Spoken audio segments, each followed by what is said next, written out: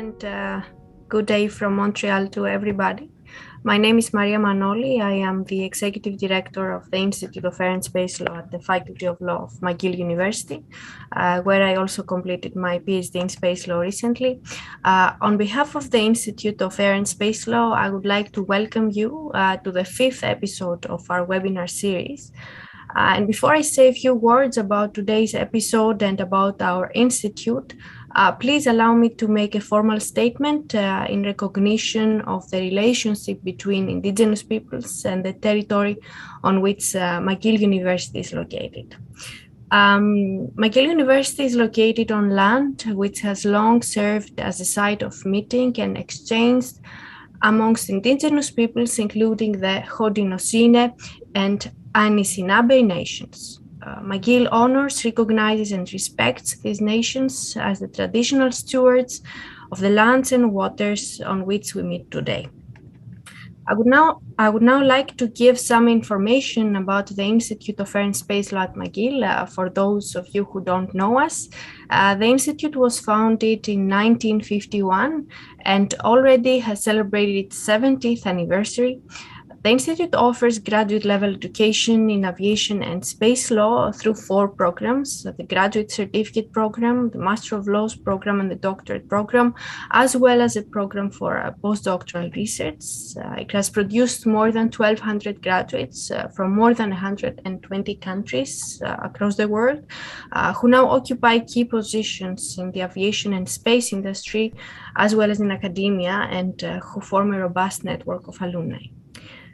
Going back to our webinar, the statement that I read earlier in recognition of the relationship between Indigenous peoples and the territory on which McGill is located says also a lot about the diversity of this place and the pluralism that it represents. And speaking of diversity, the theme of today's webinar focuses on this very concept and addresses the issue of diversity, equity, and inclusion in the aviation sphere.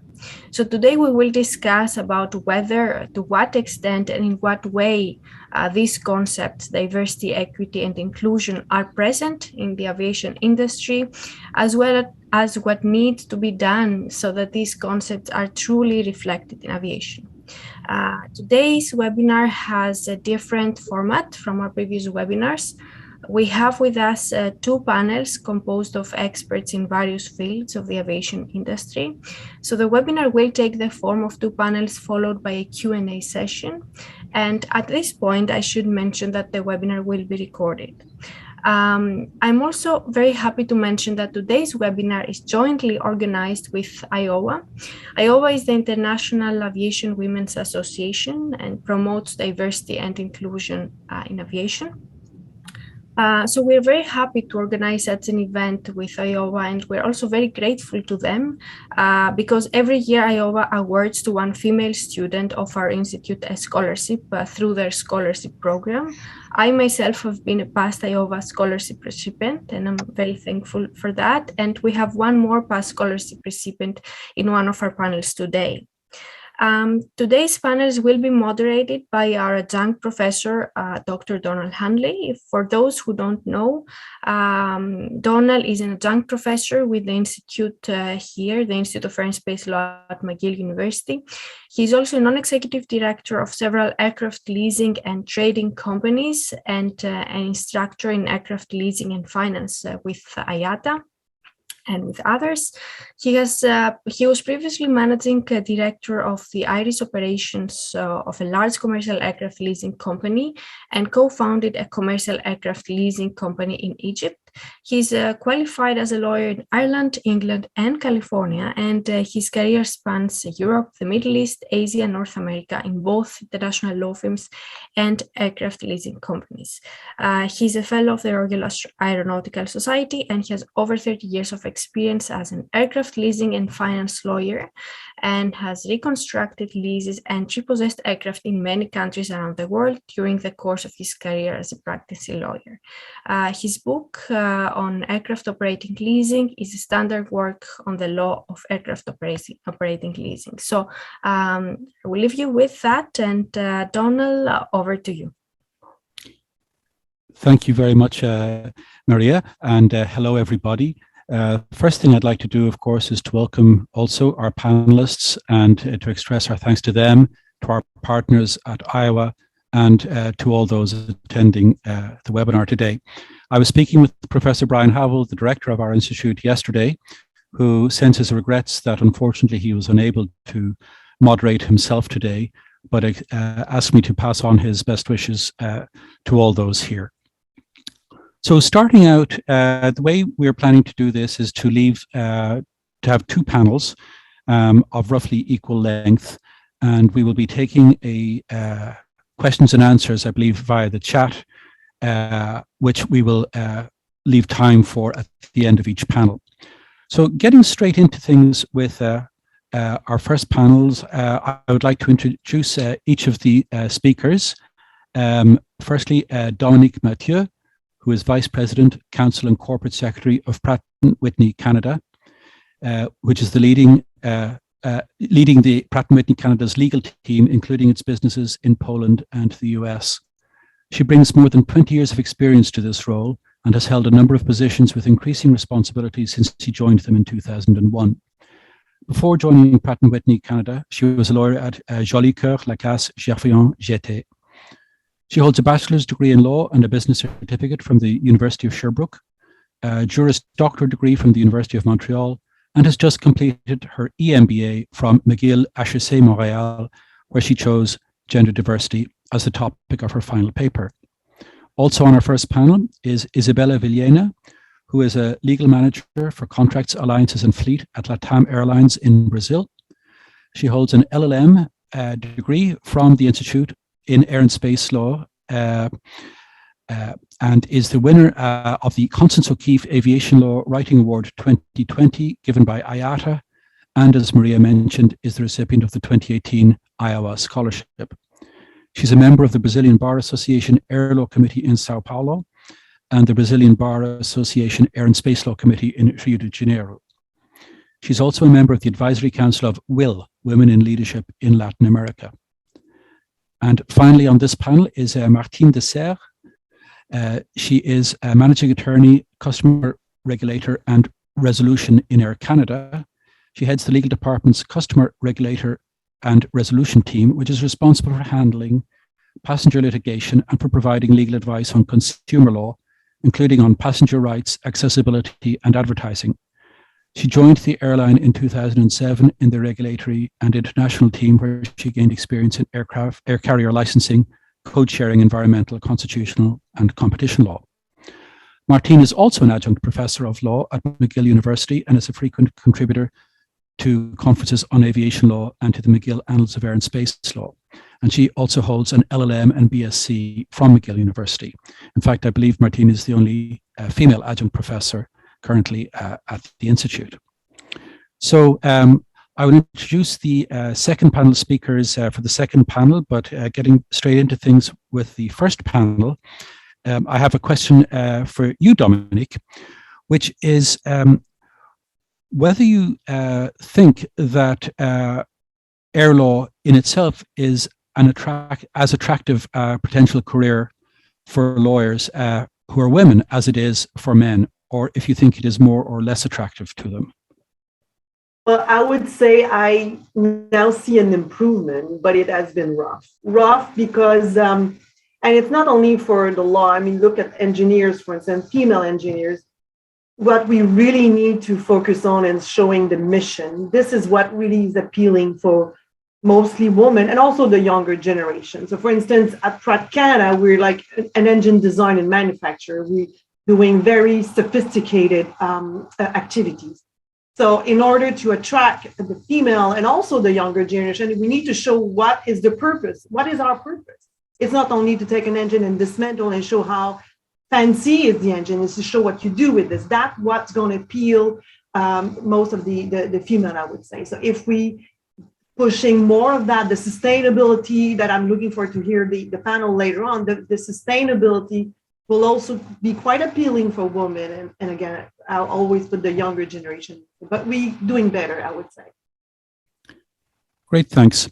Talking of doing better, my subjective experience has been, and it's interesting, this panel, the first panel, are of course all lawyers because we're discussing developing the pipeline of diversity in aviation law. The later panel are from business and engineering backgrounds. But my impression has been that compared to especially engineers and perhaps commercial people in aviation, women are now better represented in the legal field in air law than they were when I started, which admittedly is 30 plus years ago. Is that also your experience? Yeah, I mean, when I was in law school years, if not decades ago, we were really, if I recall, we were at parity, female lawyers, I would say. If you look at 25 years plus, if you look at whether it's in the law, in the aviation, like companies like mine or other companies, or even law firms, if you look at the number of female legal manager, managing partners, vice president, managing attorney, and so on, women, they don't represent the number of graduate female we have from university, and it's been years and years and years. So that's why I would say I'm getting impatient because compared to the engineering field, for instance, where you don't see the same number of women graduating from school, but in law we don't have that. We've been having the parity, let's say, for years. Having said that, if you look at firms, we don't see the same thing and we see out there. So that's why I would say that we need to be deliberate. We need a plan. We need a top-down, bottom-up approach. We cannot just hope for a change just by pure attempt. We need to measure. We need the data. We need to be, as I said, deliberate. So we will make a sustainable change. Because the next big thing, so we're talking female now, what I would say is the visible minority as well. Do we have in law, in our company, in my legal department, a representation of the world out there, of the community I'm living in? And that is my challenge. It should be the challenge of all. And we don't want to wait that long for the visible minorities to get a fair representation in our companies, in a department like mine, for instance. So what practical steps can you take to achieve that? Well, for instance, data. I mean, people are making fun of me at Pratt because I'm obsessed with data. You start with data, you know where you start, you follow, you keep track, you have objective in place, so you follow. So it could be on the retention, on the development. In legal, what we created subcommittee. We have like a section talking about retention. We have one talking about the data. We have one talking about the development, where we do have a specific deliberate focus on diversity and inclusion. Who are we when we have a leadership succession review, for instance? Do we have a diverse candidate in our diverse in the candidate we're looking at? When we do the hiring, the recruiting, is our job description reflects what I will call the skills of the future? For instance, we know that women, for instance, are better in collaboration, for instance.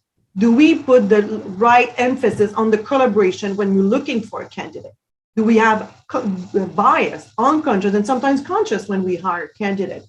So that's sort of so we have different swim lane, I would say, of activities, but we need to get organized and put action in place. We cannot just wait to see the momentum. We need to be, as I said, deliberate. And two words I would say that, again, the people at Pratt that may be listening to this, don't laugh, but data. That's it. I can hear them laughing. Great, thanks. Well, that will be music to engineers' ears, of course.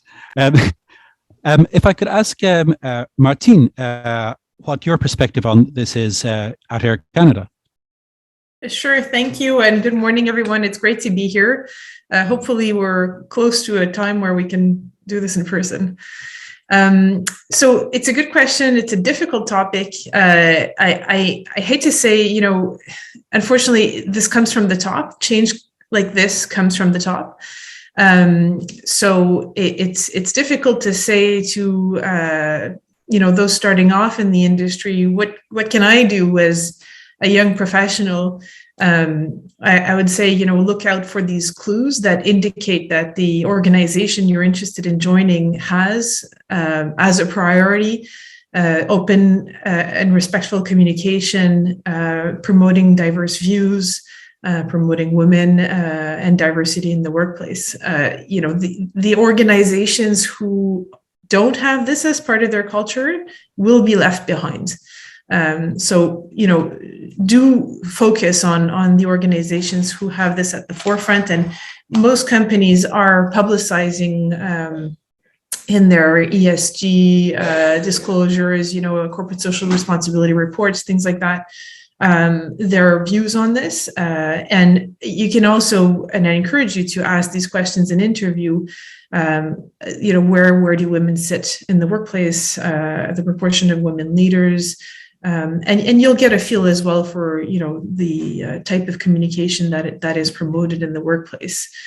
But yeah, I think at Air Canada, in any case, we are very fortunate to have, a strong proportion of women leaders throughout the company. I'd say it's obviously different depending on the department, but certainly in legal, it's the case, and diverse views are encouraged. So thank you. And then for another airline perspective, Isabella, please. How have you found this issue in Brazil? Hi, Professor Donal. Thanks for the introduction. So I endorsed 100% what Dominique said about data. I think that we need them because as you asked, I'm based in Brazil, so we have a completely different perspective from people who are from other companies in the aviation industry that are based in North America or Europe. We have to there's not other factors affect the gender imbalance. I mean, the social inequality as income gap and other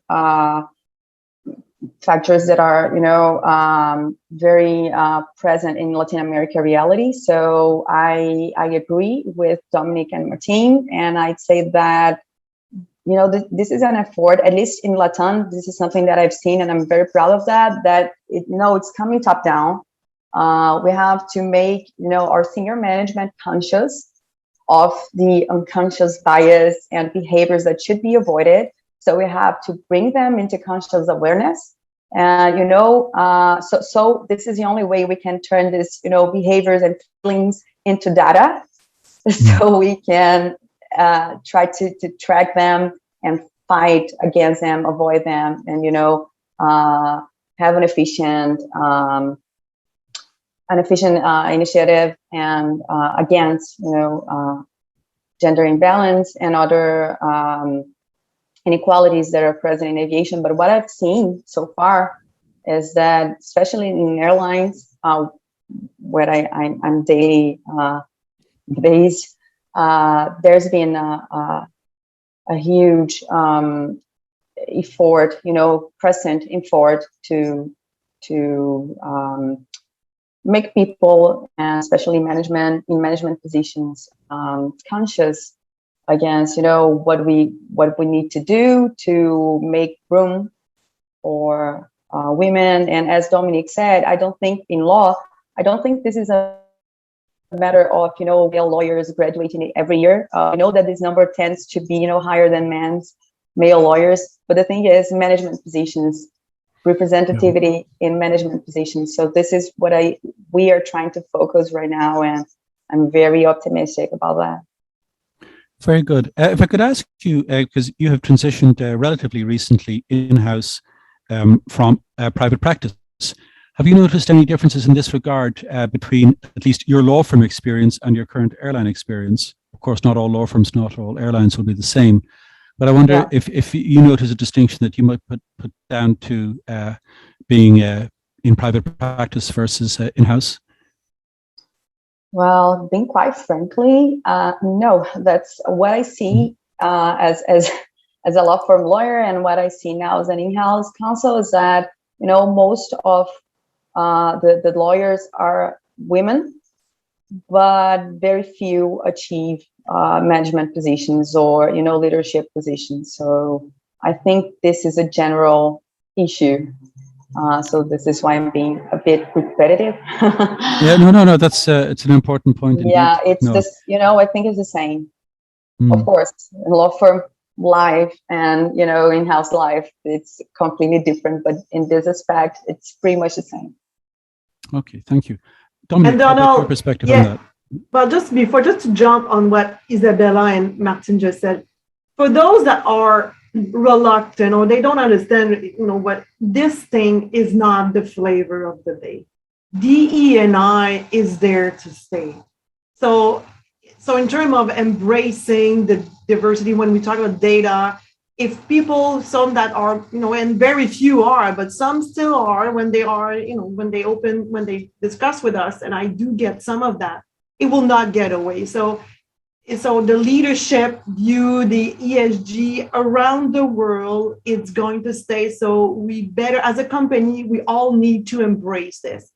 Our customers are asking for this. We expect that from my supplier. I expect that from the law firm I'm working with, from a pure legal perspective. So if there's a message to all, this is not like something that's going to go away because we're going to stop talking about it. It will not happen. It will stay, and there's a lot of expectation from the people out there. We all want a company and department that's going to reflect the world we live in. I mean, that's as simple as that. So that's my data, and that's my second message. Sorry about Thank that. you. No, great. Martine. Can I jump back in just to share something with you? Yeah. Please. So I think that this is something quite interesting that I found, because, we are talking about, we have many initiatives to implement, blah, blah, blah. But, as soon as I joined LATAM, something very, very interesting happened in one of my first meetings with the senior management or HR team. They played a video, and this video had a riddle. So a young man was on his way to a job interview for an X company, and his father was taking him to the interview. So when they were in the car, the young man's phone rang, and it was the CEO of that company. And then the CEO said, "Good luck in your interview, son." And then the HR person asked the senior management, "So who is the CEO here?"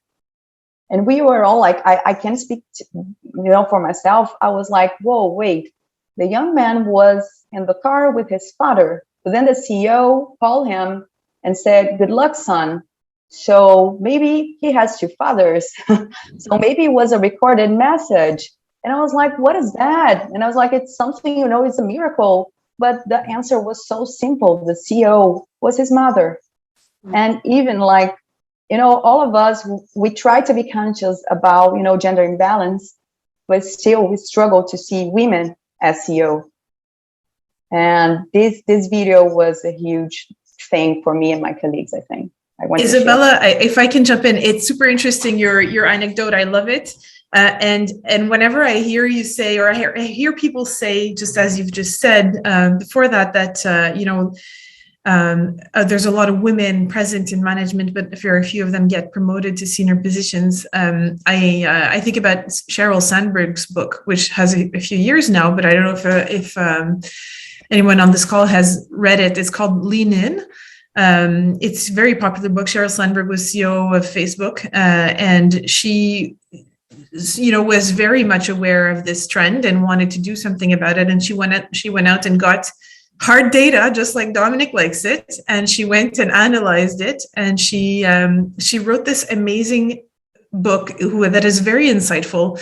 And the title is insightful as well, because what she says a number of times in the book is she's seen women not leaning in, not speaking up, not sitting at the table. She gives this example where she enters a room with a bunch of people, and there are not enough chairs around the conference table for everyone. And the women naturally gravitated towards the chairs that were at the outskirts next to the wall, while the men sat at the table. Sit at the table, speak up, say what you think. You probably, whatever idea is coming into your mind is probably insightful and will bring something to the conversation, so say it.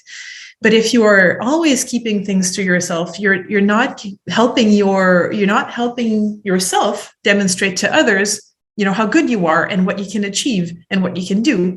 So we have to learn to sort of sell ourselves as well, in a way, right? Which is not something that's culturally, something we've been brought up to do, but we need to, or expected to do. Sometimes, we feel, I shouldn't have said that, sometimes we feel like we're taking too much space or dominating or monopolizing, and it's not what's expected of us. We need to change that dynamic slowly and find ways to be present and show our presence. And I would add to this the other way around. So yes, the lean in for women, but also the reception. This is where we go with the unconscious bias. So making sure that the leadership can, also appreciate the difference we're bringing to the table.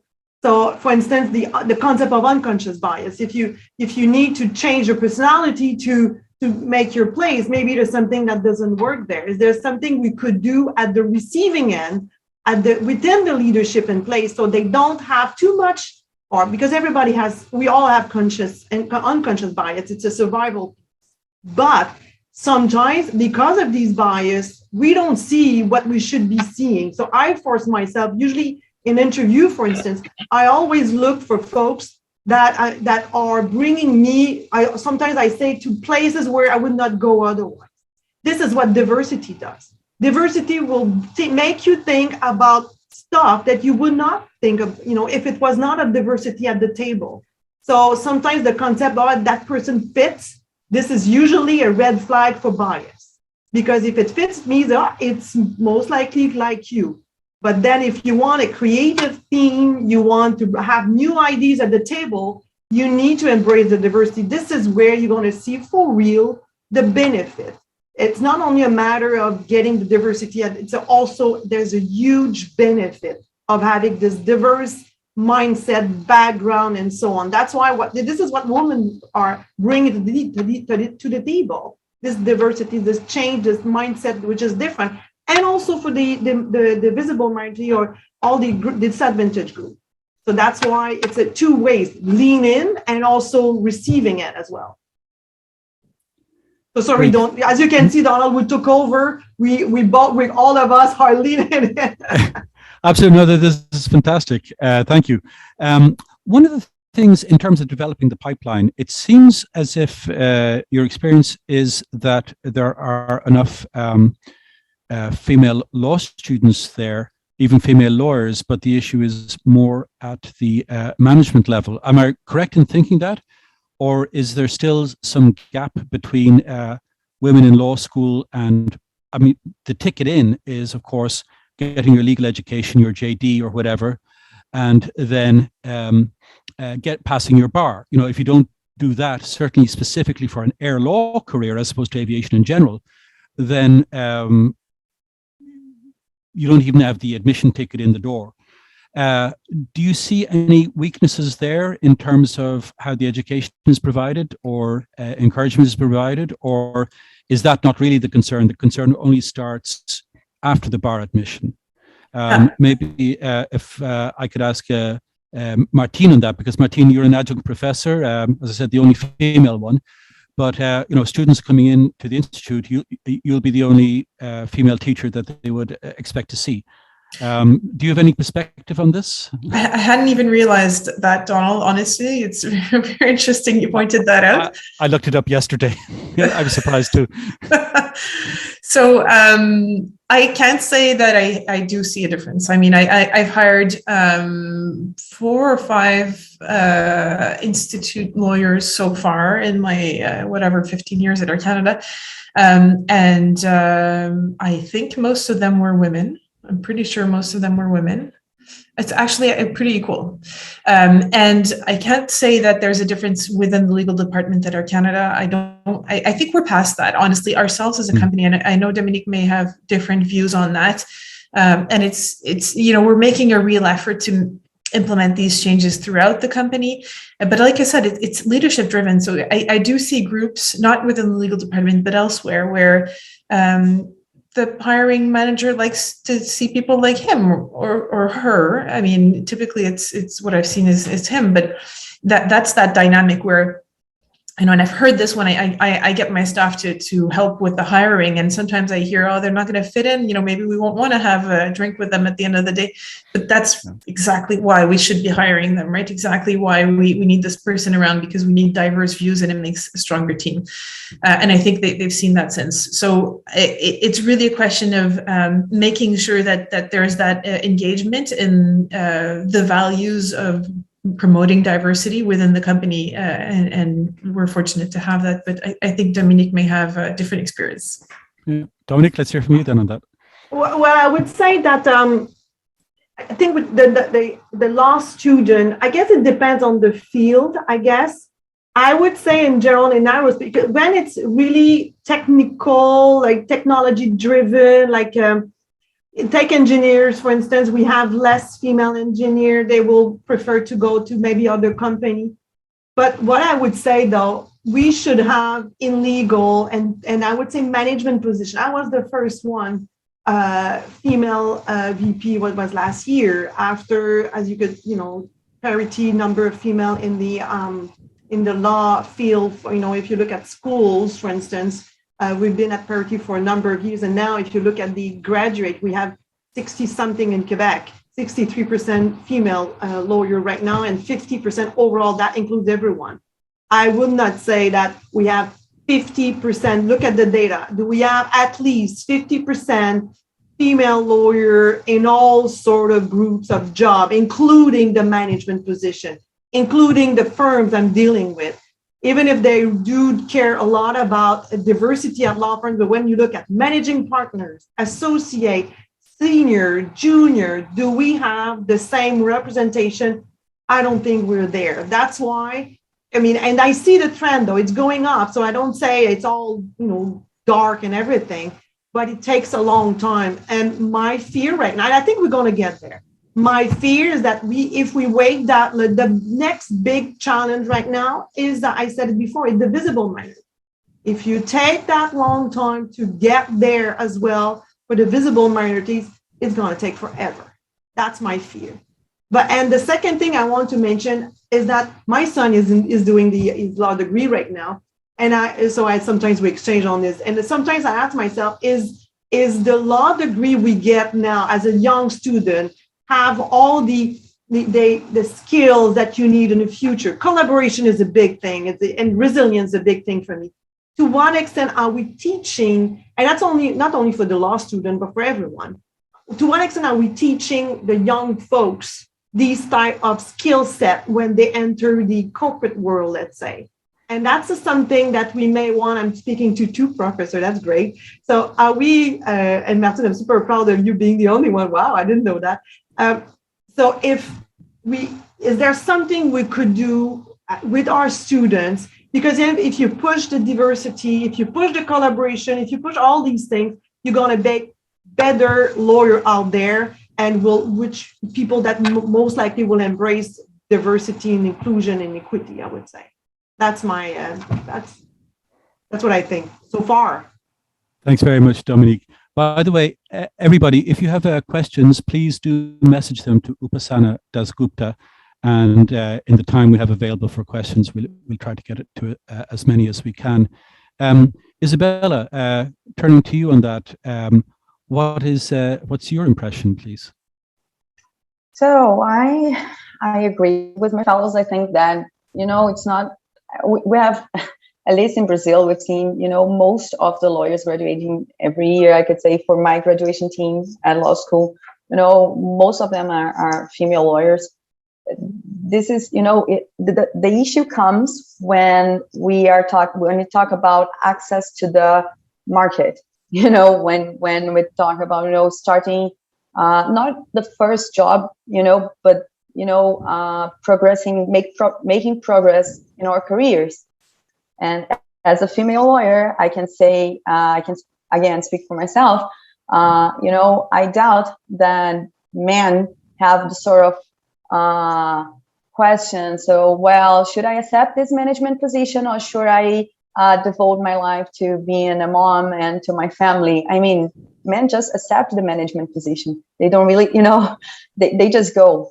And worse than that, I think other, senior managers, they don't look at, a man and say, well, I don't think I'll offer this position to him because he has children.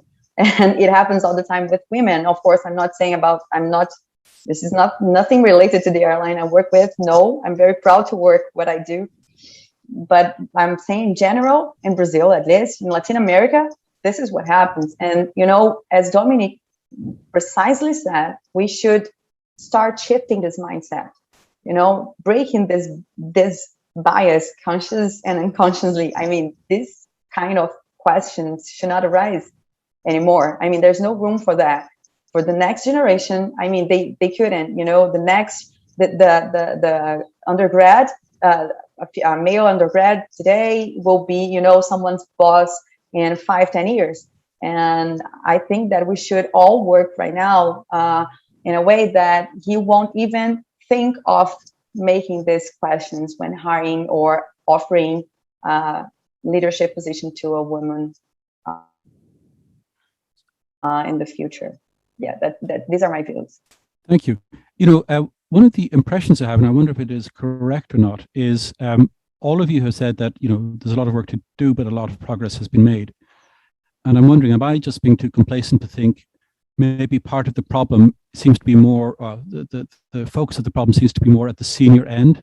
And I wonder if that is the case, if it is more at the senior end than in the earlier stages of the pipeline, if that's simply a question of the present incumbents not having retired yet, that what you have is a sort of the cultural shift has already occurred, but the point is that the vacancies haven't occurred, or is it a real issue now, even when vacancies occur today at the senior level?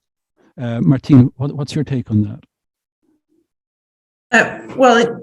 Yeah, I mean, it really is a corporate culture issue, right? If senior leadership believes in changing the dial on this, they are already working or have already started working on this, and improvement has been achieved.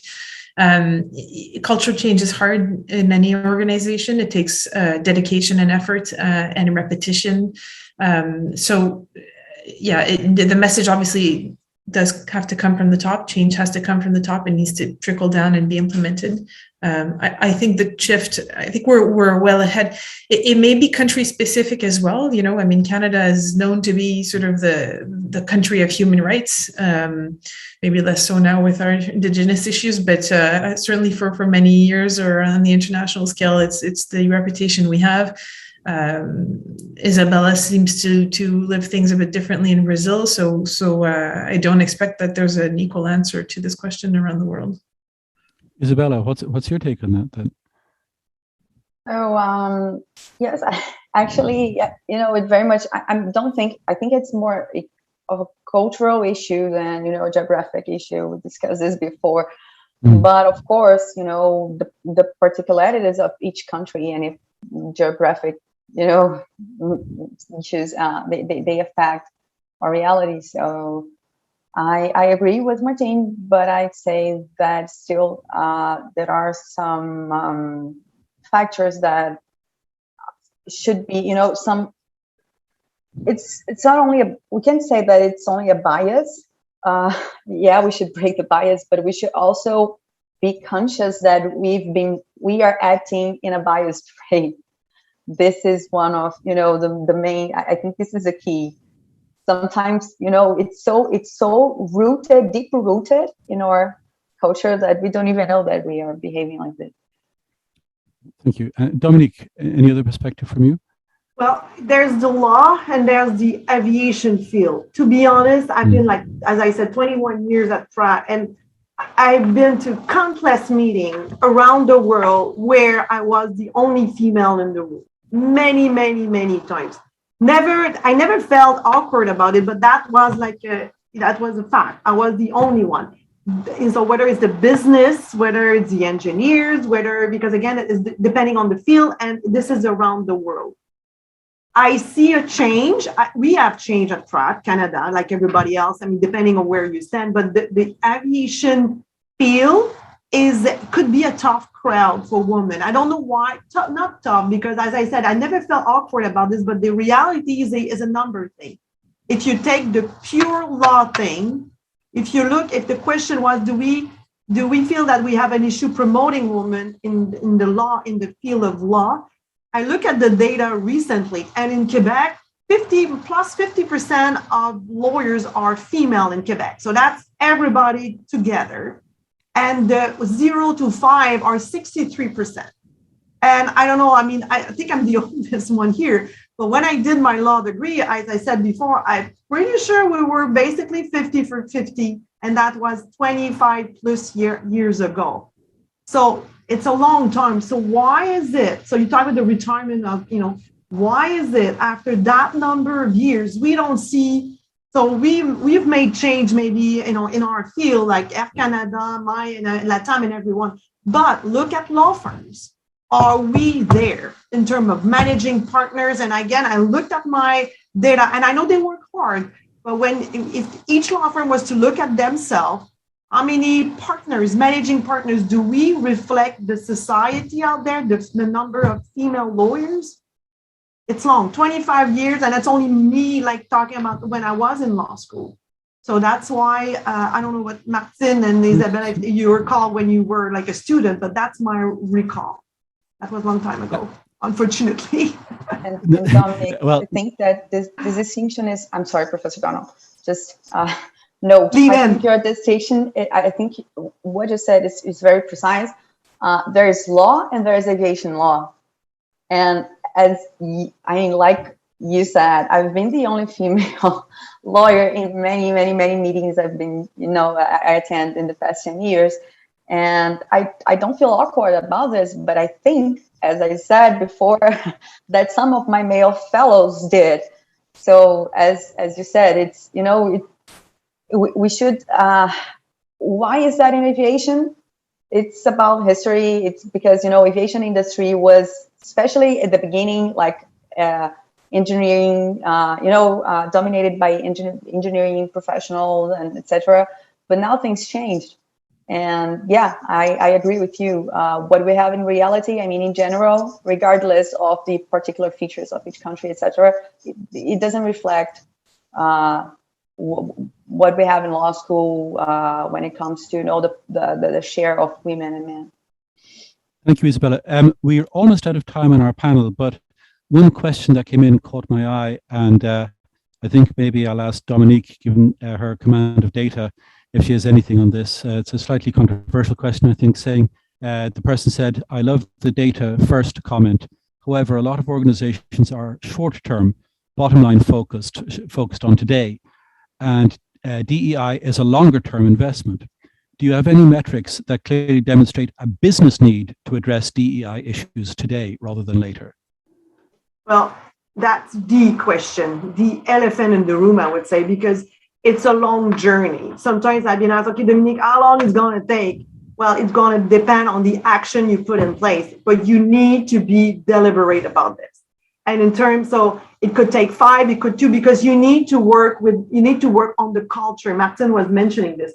Culture is a big thing to work on. You need to work on training. You need to create, reference group, and then you need to talk about your retention. You need to talk about the development. So you have different sort of different angle you need, and it's a building block, I would say. It's a building block, and then bang, you have the data, but you start with something, what's your percentage of females, for instance. You start with the number of visible minority, for instance, and you go per level and so on.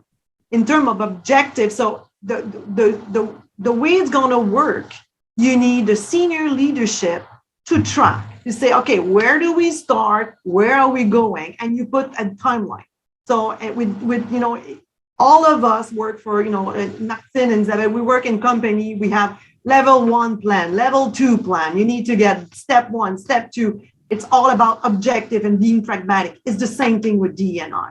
You go on a journey and you have your milestone, you have your activities, and then you go next step. And then you see the benefits from a business case approach for companies is that what we said, what Martine said, and what Isabella, we all say the same thing. DE&I, I don't know, I've seen countless of analysis article to show what they call the business case for diversity.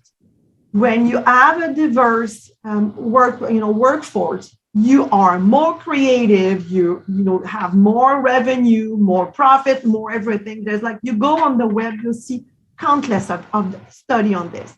But what I would say, that's all true, but I would say even that was not the case, and that's a bit controversial, but even if there was no business case for diversity, we all want a place, a fair place where everybody has a real chance. We all want enterprises that will look out there and will have a workplace that reflects the community we live in.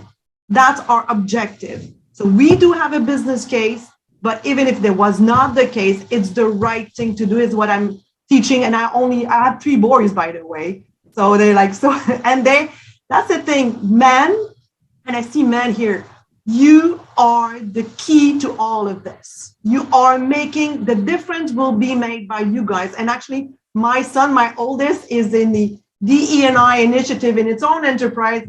And I presume maybe me had something to do with this, but it's about having a world that's going to be like fair and equitable for all of us. Sorry, Thank you very much. I feel like a preacher. I'm sorry about that. No, it's fine, but you've perfectly summed up, I think, the answer and to that question. And at this stage, I'm afraid, though, we need to move on to the next panel. I know some of you may need to leave early, but I would invite you to stay if you're free to. That would be wonderful. And thank you, each of you, very much for your contributions and the questioners for the questions which they submitted. So we will turn now to the second panel, whom I'd like to introduce. First, I'd like to introduce Scott Cutshall, CAM, Senior Vice President, Development and Sustainability with Clay Lucy Aviation. He leads strategic development activities and directs marketing and sustainability initiatives across Clay Lacy's line of business jet services, and also oversees operations at its John Wayne FBO in Orange County in California. He's a third-generation pilot whose business aviation expertise spans a wide spectrum of disciplines. He received his BS in Business Management from Biola University and then became a certified flight instructor with instrument and multi-engine instruction privileges. In 2021, he received his Corporate Aircraft Manager CAM certification from the National Business Aviation Association. And I'm delighted to say that Scott is an advocate member of the International Aviation Women's Association. Joining Scott is Puja Mahajan, CEO and founder of Azzera. Puja is an experienced C-level executive who excels in building innovative and service-oriented organizations, having spent over 25 years in corporate aviation, holding positions at Pratt & Whitney Canada, Bombardier Aerospace, and notably the CEO, European aircraft operator Elitavia. As founder and CEO of Azzera, her goal is to make sustainability effortless for her peers and clients. Azzera represents a return to the impactful work of her early career, where she studied alternative fuels for fuel cells for the Canadian Department of National Defence and Ballard Power Systems in Vancouver. Born in Canada, Puja is a citizen of the world, speaking 5 languages and having lived in 5 countries. And she holds a Bachelor in Engineering from McGill University with a minor in Environmental Engineering. Robert Dewar is Senior Vice President of A220 Customer Satisfaction Services and Product Policy with Airbus Canada. Boasting a career of over 30 years in the aerospace industry, 25 of those years with Bombardier, Mr. Dewar has held several key positions in engineering and in various product development programs, most recently as Vice President and General Manager of the C-Series program. Rob was responsible for defining, developing, certifying, and delivering the game-changing C-Series family of aircraft to the market at a cost of around $5 billion. It was the largest aerospace development program in Canadian history. A longtime aviation enthusiast, Mr. Dewar graduated from Montreal's McGill University with a degree in engineering specialized in aerospace structures and combustion. He began his career in aviation in 1986, holding various positions, including with Airbus, Alenia, and Embraer. He is a native of Montreal and lives with his family in the Montreal area. And finally joining us is Camille Sagues, who's Head of Environment and Sustainability Marketing with Airbus. Camille is head of, in her current role, Camille is responsible for promoting the Airbus decarbonisation journey, commitments and actions, including the eco-efficiency advantages of the Airbus aircraft portfolio, as well as liaising with Airbus customers on environment and sustainability at large, in line with the company purpose of pioneering sustainable aviation. Besides her experience in environment in the commercial and international department, Camille also held airline marketing manager position, being responsible for airline customers in Europe, Africa, and the Pacific. She comes from an aeronautical engineering background with previous experience in airport operations team in Airbus with expertise in airfield pavements. So welcome to panel 2. Thank you for joining us. I note that Scott has a background in business, and our other 3 panelists have all their background in engineering. I'd like to start out with Scott, if I may, to ask him about efforts being made with regard to sustainability in environmental sustainability, particularly with fuel, which is one of the key pillars of sustainability in the environmental field. So Scott, maybe you could tell us what's going on there, please.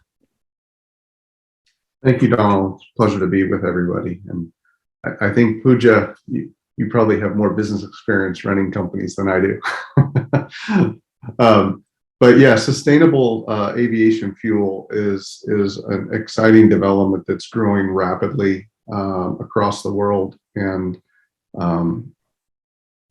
it's basically jet fuel that's being derived from things that already exist in our environment. So we're moving from a linear economy of taking oil out of the ground and introducing new carbon into our atmosphere to a situation where we're using existing carbons that are already in our world and producing jet fuel from that. Our company in April of last year started selling sustainable aviation fuel that's derived from animal fats last April.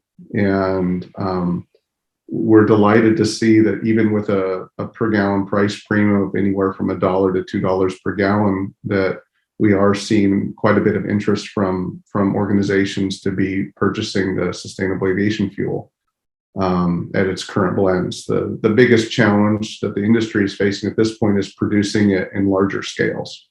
The amount that's being produced today is just a drop in the bucket for where we're headed. How do you see the timing? What time frame is going to be required for that to become mainstream? Well, there is a steady supply going into several airports around the United States at this point, but I think we're looking at a decade before you see it in making significant volumes. But the good news is there's probably over 30 new refineries that are either being converted or built right now, at least in North America, and more in Europe, to bring more and more sustainable aviation fuel online. There's also almost 14 new studies being done on additional feedstocks, right? I mentioned we use what we're getting delivered as animal fats, but that's a feedstock, but there's 14 new feedstocks being studied right now. So I think it's going to come quicker than that, but that's my pessimistic view, is 10 years. But I think it's going to come a lot quicker. The demand is tremendous. Thank you, Scott. In the meantime, while we are waiting for that to become mainstream, perhaps Puja, you could discuss a little bit with us another pillar of environmental sustainability, which are the carbon offsets. Thank you, Donal. First of all, I just want to say to the ladies in the first panel, I could have joined you at any time, and I fully support everything that you said, having gone through all of it at Pratt and Bombardier. In engineering, where I was often also the only woman at the time, you know, I was there, actually left Pratt in 2001. So I was there when I was often the only woman in the room, and yeah, I could have joined that panel as well. But back to the topic at hand, which is sustainability and diversity. And yes, in aviation in general, the last time I checked, there's over 22,000 business jets and some 20 9,000 commercial airliners in the world. And what Scott has been has greatly described in terms of sustainable aviation fuel is a wonderful solution to decarbonize aviation, but it's a long-term solution, as he said, and probably even longer to reach all that number of aircraft, particularly worldwide. So, decarbonizing aviation, there are other, and I'm sure Camille will talk about the other pillars in terms of how to reduce emissions in aviation. But truthfully, in the short term and now, because we do have to act now when it comes to the environment, the only sort of clear solution is carbon offsetting, to declare flights carbon neutral. So operators and aircraft owners can calculate the emissions of their flights, and then they can correspondingly invest in projects and technology that will reduce the atmosphere's emissions an equivalent amount. And that's basically the premise of carbon offsetting, and which is what Azzera is being set up to do. Based on my experience in the aviation world, and the struggles we had with understanding how to calculate emissions, understanding what could we do, and where do we buy, credits, and how do we do that? How do we address this issue of being carbon neutral and the impact of our aircraft in the atmosphere? Because there's a demand for it and there's a need for it. The advantage of offsetting is that you can invest and fund in projects that right now are too costly to implement. So by driving money into the appropriate technologies and projects, you can scale those technologies at the volume that is needed. Great, thank you very much. Camille, following on from what Puja suggested, you might have something to offer here as well. You mentioned previously to us two further pillars of environmental sustainability, which, to be honest, I hadn't really thought of, although they're obvious when you pointed them out. Can you tell us what those pillars are and what Airbus is doing in that regard, please? Sure, thank you, Donal, and good morning, everyone. It's a pleasure to be with you. To complement what Scott and Puja just described, the two pillars of sustainable aviation fuels and offsettings, there are two other pillars, and the first one is technology, and the second one is operations. And for both of them, there are solutions applicable already today, and some investment that is being done to further reduce the CO2 emissions in the future. So when I mean technology, it's current technology, latest generation aircraft. Quite a striking figure. We were talking about the importance of having numbers and figures. So let me give you a few numbers. Before the crisis, only 13%, of the in-service aircraft were of a latest generation aircraft. Today, I think the updated figure is around 20%. It's still very low. And it means that 80% of the flying aircraft still remains to be replaced by new generation, more efficient aircraft. And that's particularly striking when you know that a new generation aircraft brings 25% fuel burn reduction and more efficiency than the previous generation aircraft it replaces. So already that's available today, and there's a huge potential already available by doing this fleet renewal. Within this pillar of technology, there's also more disruptive technology. And in particular, there's one project that we work on at Airbus, is the zero emission aircraft powered by hydrogen. So hydrogen doesn't emit CO2, it emits water vapor. We are working, and we truly believe that this future aircraft concept that we are working on has huge potential to bring to the future, to complement what the current generation, latest generation aircraft can bring.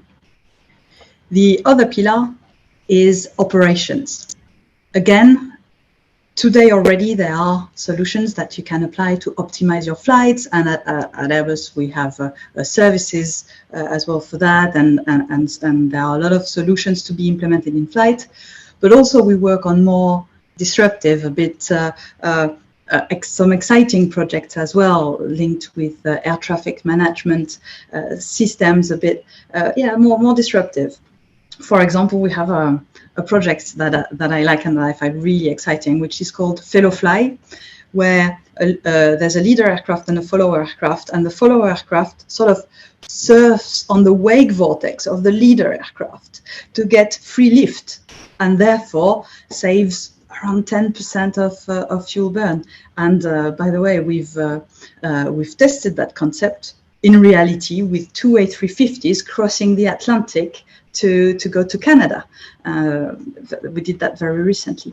So as you can see, for all of those pillars, there are solutions right now available, and we also need to invest in the future to enable all of those pillars to grow in order to reach the aviation industry ambition to reach net zero CO2 emissions by 2050. Wonderful. So I wonder then, I'm not really an aircraft type guy. I quite often struggle to figure out what type of aircraft I'm on, but I'm wondering, does that mean that perhaps the ideal replacement for the A380 is two A350s? Okay, thank you. So next I'd like to ask Rob. Rob, what is your take on the move towards sustainability, not only in the environment, but generally? Of course, the sustainability goes beyond purely environmental issues.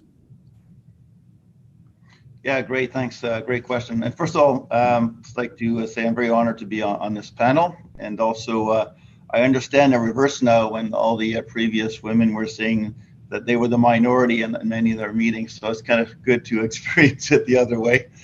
And I have to say, I want to congratulate all these very impressive and inspiring women. So it's great to see you being pioneers and leading the way.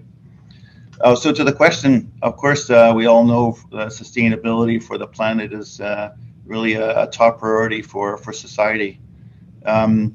And of course, Camille talked about, the ambitions, the bold ambitions that Airbus has taken on to, fly zero emission aircraft and have in service in 2035. And, as I have developed a few aircraft, I understand, how difficult that is and what a challenge. So I'm very proud of this bold ambition. From my point of view, the 220 we developed here in Canada, it's a very high-tech aircraft. It actually also has 25% fuel burn savings, and that comes with CO2, which is really one of the primary environmental, of course, impacts. And I would say that, interesting, Camille mentioned that 80% of the aircraft flying in the world today are basically of the second generation. But many of the aircraft we're actually replacing, the A220 has between 40 and 50% fuel burn and CO2 advantage. So on the very short term, these are concrete things that airlines are doing, we're doing to actually have a direct impact on that. And the other things that Scott spoke about, the SAF is basically something that many of our products are certified to fly today. And so really important, what was mentioned by Scott, to really ramp up the production of the SAF so that can be implemented in service. And as the aircraft is certified, it could be implemented on a very short term, as long as, of course, we can get the volume of production up. Exciting times. Here in Canada, too, we're growing. Basically, this year, we're hiring an additional 500 high-tech and exciting jobs. So it is a very exciting time in the industry as we work on all these very important environmental issues. So great question. Thank you. Thank you. Scott, could I ask you also your take on some of the other inputs into what is meant by sustainability? Absolutely. So, it's very easy when you hear the term sustainability. I think everybody's mind and thoughts immediately goes to the environment. But, we need to keep in mind both people and economics. And I think the sweet spot between those three things is true sustainability for our communities and for our global community. And so kind of dovetailing into the first panel's conversation is, what are we doing to have a workforce that represents our society?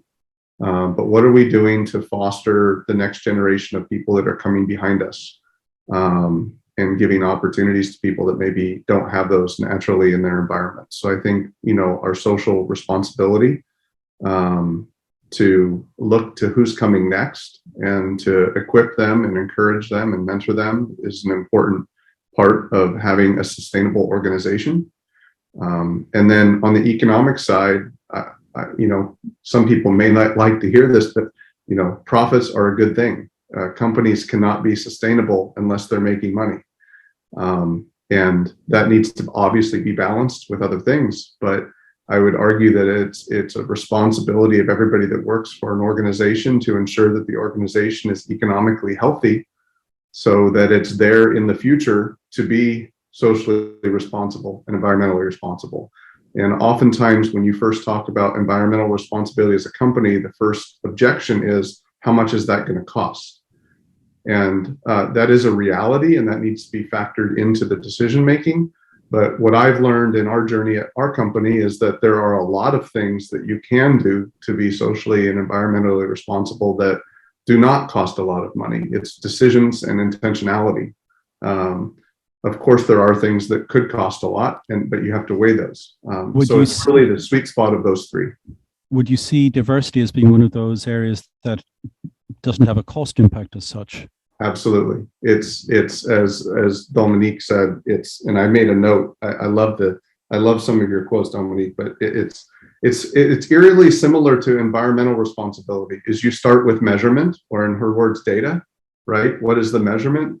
And then where do you want to go? And then what are the steps to get there? And you can't do everything all at once. But I agree with you, Donal. The social is something that you just have to set a goal and dedicate time and energy to it. In that regard, maybe I could ask Camille her input on this.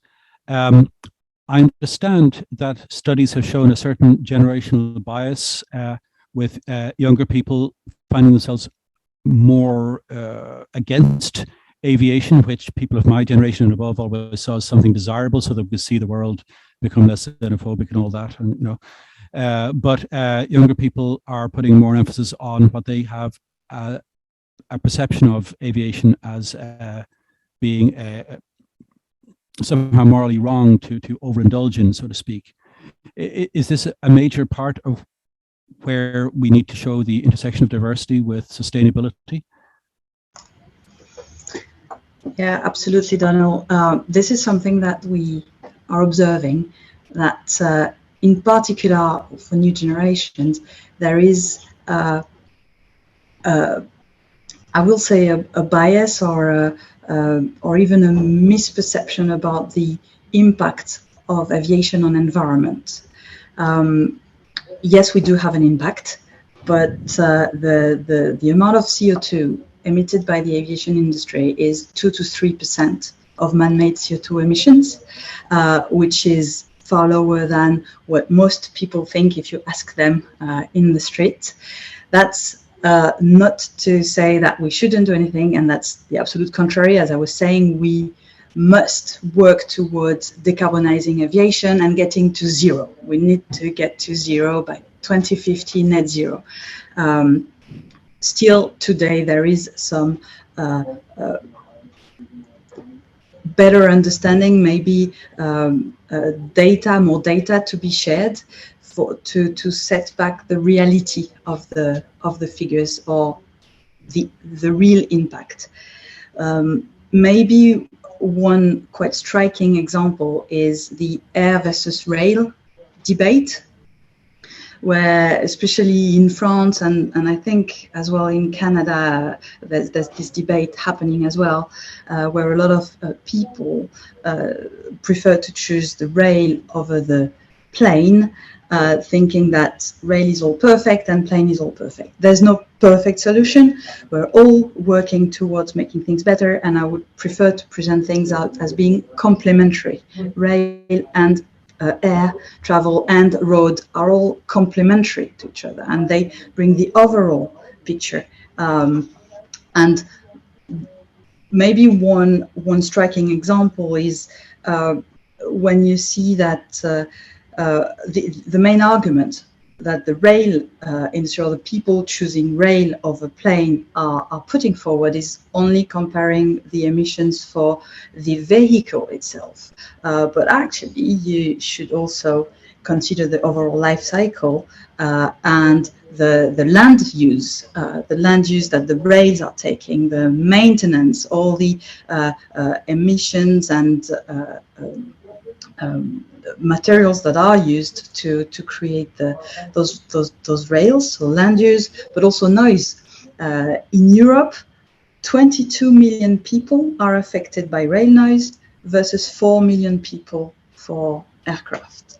So environment, sustainability is not just CO2, is broader than that, and everyone should look at the overall picture and also consider that all the modes of transport are complementary and shouldn't be competing with each other. Can I just add that at the end of the day, whether it's air, car, rail, people are still going to travel, regardless of the mode of transportation, and all of them pollute.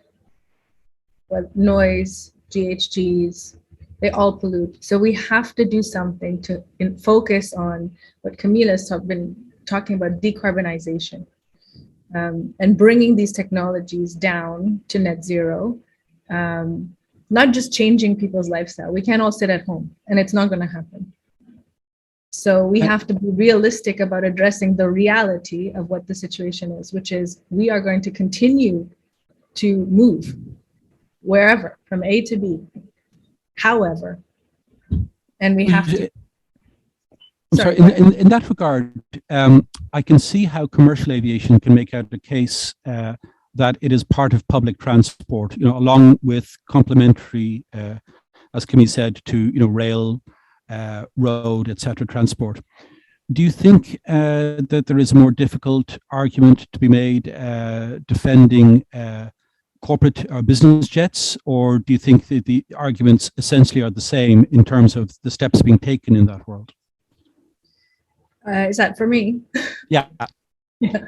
So no, yes, absolutely. First of all, the perception, what Camille is saying is absolutely true. In the younger generation, while commercial airlines definitely have a bad rap, in the business jet world, it's even multiples worse, because if you consider the per passenger emissions of a business jet when compared to a commercial jet, immediately you think, what is this impact per person? And the youth are aware of this, and they talk about it, and they're quite vocal about it. So, but at the same time, the volume of emissions in the business jet world is not the same as commercial aviation. And so therefore, they haven't been really addressed when it comes to compliance. They haven't been required to pay for their emissions. Whereas in the airlines, they've already started tracking emissions, and also eventually they're going to start to pay for those emissions by offsetting. Their money is going to go into projects and technology. So what we're proposing is that the business aviation world catches up, and they do the same. They measure their emissions, they track their emissions, and then if they reach a certain threshold or exceed a certain threshold, that they also pay by offsetting their emissions. And why not offset everything? Be carbon neutral. And I saw a question, I think earlier, where can we be net zero by 2050? And I think the answer is if we fund the technologies that are really making an impact to take carbon out of the atmosphere, to take greenhouse gases out of the atmosphere, we can get there. It requires another industrial revolution, but we can get there. But we have to scale those technologies. Thank you. Rob, maybe I could ask you in that regard, going back to the original pillars of sustainability, the environmental pillars. I know you're on the commercial aircraft side, but are you aware of the same moves being made with regard to aircraft production or even aircraft operation on the business jet side? For example, with the business jet manufacturers, are they likewise engaged in the same research for future products, the same way the commercial manufacturers such as Airbus are? So I would just comment, I would say that yes, they are, but really I would say it's because of the volume, it's really probably a wave following the commercial. But as Puja correctly stated, they're looking really now at offsets and of course technology, as was mentioned, what Airbus is doing. Some of the business aircraft industry is looking at implementing this type of technology as well. I think really it's going to come together, but it'll really be a difference in the timing of when they arrive to the market. I have a question from the audience here. Maybe I'm taking it a bit too early, but it caught my eye. If we know how much aviation fuel has been saved by having Zoom meetings during the pandemic instead of having to travel, obviously Zoom meetings also impact the number of passengers and consequently the fuel usage needed. Now, we can balance those savings, of course, against the dramatic recovery in air travel once travel opened up again, witnessing where I'm from in Ireland and in the UK, quite often 3.5 to 4.5 hour queues to get through security at the airports. So I wonder, do people feel that there is an environmental case to be made for having Zoom meetings instead of traveling? Personally, I'm not convinced. I think people do want to travel, but I'd be interested in your views. Camille, maybe start with you, please. Thanks for the question. I think clearly Zoom meetings, we are all hoping to have real meetings again very soon, and it's clearly not the same. You cannot achieve the same. I think everyone agree that we need to get back to seeing each other. But to jump back specifically on the question and the environmental impact, I think decreasing the demand and stopping flying is not the solution. Actually, what we are here all trying to do, and I think we all say the same thing and we all go in the same direction, we want to decarbonize aviation but decorrelate the traffic and traffic growth from the CO2 emissions so that we can continue to travel, we can continue to grow, but with actually reducing and getting to zero CO2 emissions. And this is the fundamental idea behind everything that we're doing. Great, thanks. Yeah, maybe I'll just add a few points, if that's okay. So what we've seen is on the, let's say the single aisle market, there, of course, we compared to like 2019, just before the pandemic, we really see it recovering by mid-decade. And of course, there are waves. However, we would see that on the wide bodies, international travel will be more in the second half of the decade that it recovers. And yes, business travel, we do believe has been impacted. But I would just say that, the ambition of engineering and mandate to society is to really improve the quality of life of society and the planet. And so really the solution is really get a technology, find zero emissions so that we continue to enjoy the life that we all want to enjoy. Thanks. Scott? Well, yeah, I think it's important to go back to, triple bottom line and people, planet, profit. I mean, I think this is the danger of thinking of environmental sustainability as a silo, because it's not. Think about, let's just say people did stop traveling. Think about the millions, if not billions of people that would not have jobs. How would they be able to provide for their families, not just in aviation, but in the hotel business and every other business related to travel? Not to mention, we're human beings. We're created to interact with each other, and we're relational beings. And so, as wonderful as technology is, and I think, at least from my experience, while my travel has started again, I am connecting with a lot more people than I ever have before through virtual platforms. So I think we need to keep it in the proper focus. But when you look at global GHG emissions, the entire transportation industry, airplanes, road, rail, ships, it's 13% of global emissions, and aviation is 2% of that, and business aviation or private jets is 0.04% of the 13%. So I think we need to keep this in the proper frame and tackle it from both the social, economic, and environmental spheres together to be effective in the long run. Can I add one point there? Is that, there were some measurements made about the overall greenhouse gas emissions worldwide and the effect of COVID on that. And actually, during COVID, usually the baseline is around 51 billion tons of GHGs every year that is emitted by the world. And during COVID, there was a 5% reduction of that. So that was the effect of the airplanes being grounded and people not traveling. But the world continues to turn. So there's lots of other areas that climate change needs to address. I think that the aviation community, if you hear about what Rob and Camille are talking about and Scott in terms of the other pillars to decarbonize, I think we're doing very well. I have a question here from somebody who says, great inputs on sustainability.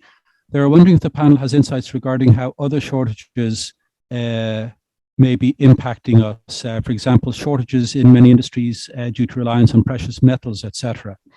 Is this something that is affecting the aircraft manufacturers? Scott, I see you nodding your head. I wonder, is this a concern for manufacturers, sustainability of the resources needed to build an aircraft?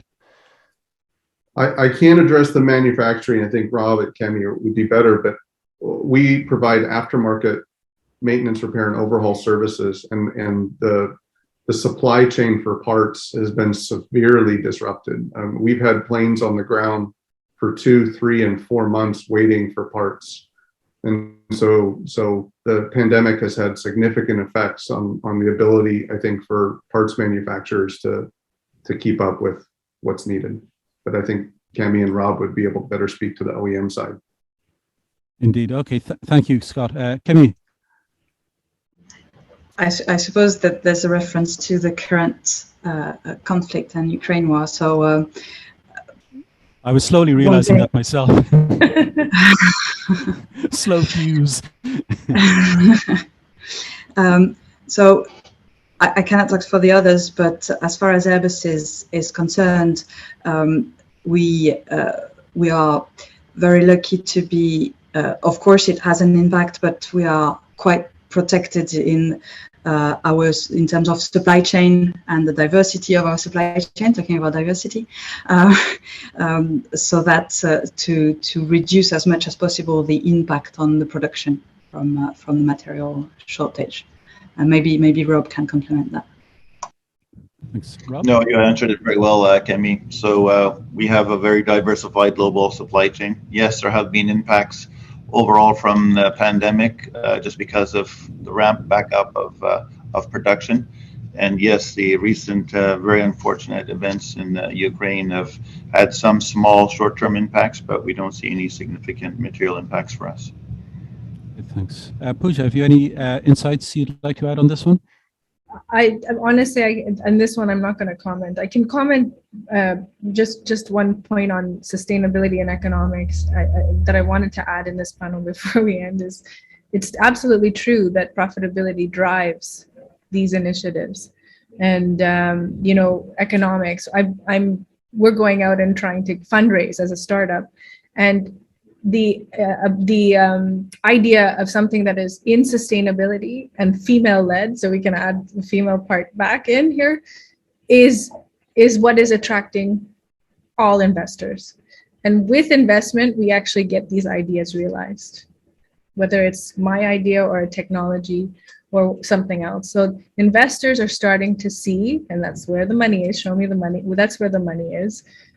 They're driving to the right resources. So, female founded, so for diversity and sustainability focused. So I just wanted to add that point that it's really important that the money drives the culture change, and the money drives also the ability for society to make this transformation, which is absolutely needed for us to embrace diversity and sustainability. Indeed, it seems to me that it's difficult to promote diversity if we are going to discourage aviation travel, because surely that leads to isolationism, which is the opposite of what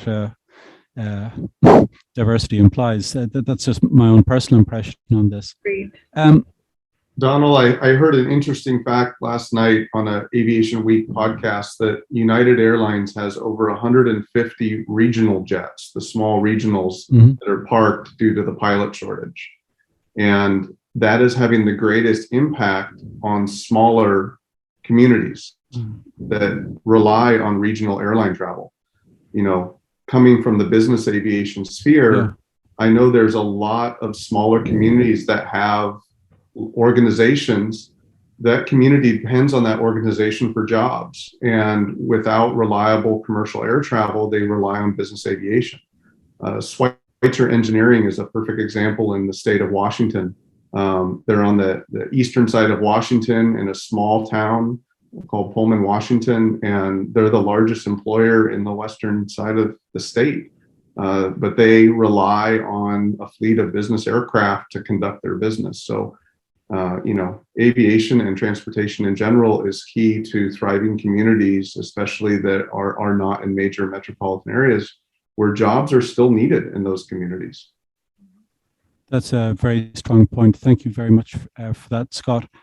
I think we're almost out of time. I think I would just like to ask any of the panelists if there's any other points you'd like to raise before we have to close. Unfortunately, I haven't had a chance to put across as many of the questions as I would have liked to, given, frankly, the lack of time. But maybe, actually, there's one question I would like to have, which is from Upasana Dasgupta, who is the research assistant to Professor Havel. Upasana, would you like to ask your question to the panel, please? So my question is that, it's based on something that we have been talking, is that how do we actually balance the social, economic, and environmental development and of aviation? Because clearly flight shaming is not something that is working in, as we saw during the COVID.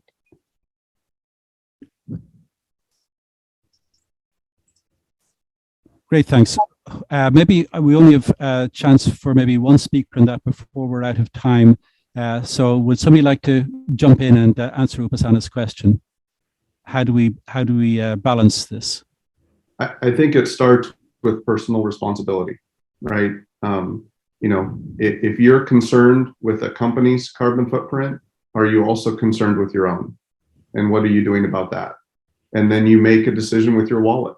You know, you do business with companies that are also taking responsibility for their carbon footprint. And at least from an environmental standpoint, I think that's the short answer. If everybody starts, the impact will be huge. Great, thank you. I'm afraid we're out of time.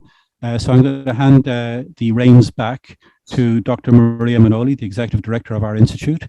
Again, my thanks to our panelists, to our attendees, and to our partners in Iowa. Maria. Thank you very much, Donal. So it's time to close this session, and I'd like to thank you and thank Iowa for organizing this webinar with us. And of course, a warm thank you to all our speakers who took time off their busy schedules to be with us today. And above all, thank you to our audience for joining us once more. Before closing the session, I would also like to thank Upasana Dasgupta, doctoral candidate at the Institute, and Kiran Vashapuli, LLM candidate at the Institute, for all their help with the webinar. And I should note here that the recording of the webinar will be posted on our website in approximately 2 weeks, where you can also find the recordings of all our previous webinars. So thank you, Donal. Thank you, everybody, very much. And see you next time. Thank you. Bye-bye. Bye. Thank you. Thanks, everyone. Thank you.